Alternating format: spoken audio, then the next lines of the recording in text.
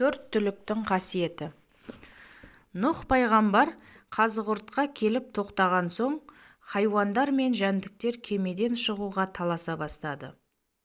Сонда Нұх пайғамбар: «Бәріңде шығасыңдар, асықпаңдар.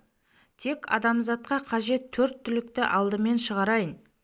Өйткені олар адамның кисе киімі, ішсе сусыны, жесе тамағы, жатса төсеніші болады» деді.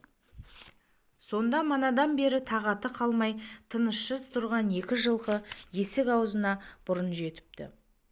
«Нұх, тұлпарым-ай, жақсылығыңды адам баласынан аяй көрме. Жаратқан ием жаныңа адалдық беріп, тіршілік иесінің қанаты мен қанағаты бол», деп екеуінің жалынан сипап кемеден шығарды. Пайғамбардың мейірімі түскесін жылқының жалы жұмсарыпты. «Жылқы жығылған кісіге жалын төсейді» деген сөз осыдан қалыпты. Есік алдына екінші боп маңырап қой келді. «Момын жануарым, бәледен аулақ бол, басыңа топалаң келмесін», деп оның жонынан сипап өріске жіберді. Нұхтың қасиетті қолы тиген сын қой берекелі жануарға айналды. Үшінші боп есікке түйе келді.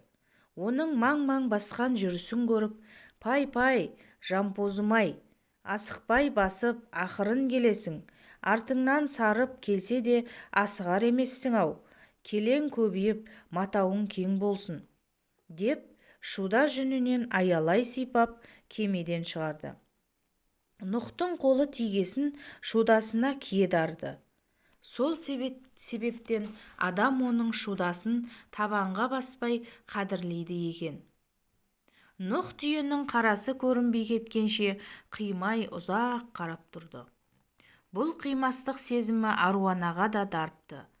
Ол да баласын қимастан ішінде 12 ай сақтайтын болыпты. Төртінші түлікті шығару үшін Нұх пайғамбар кеменің ішіне қарады.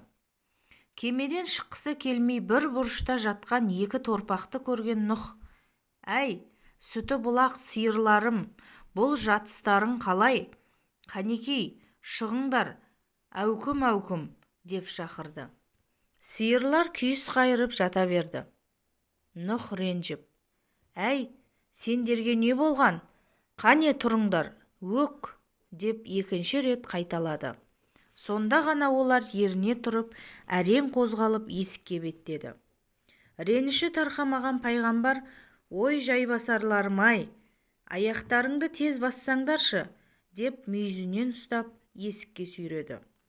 Бақайларын сыртылдатып сыртқа шығарды. Нұх пайғамбар ашуы тарқаған соң кемеден ұзап бара жатқан екі сиырға қарап: «Бір сөзді екі рет айтқыздыңдар ғой, жем шөбіңді жеген соң күйіс қайыруың ұзаққа созылар», деді. Ашуланып мүйізінен тартқасын сиырдың мүйізі қатты болып біткен екен. «Өгіз жығылған кісіге мүйізін төсейді» деген сөз осыдан қалыпты.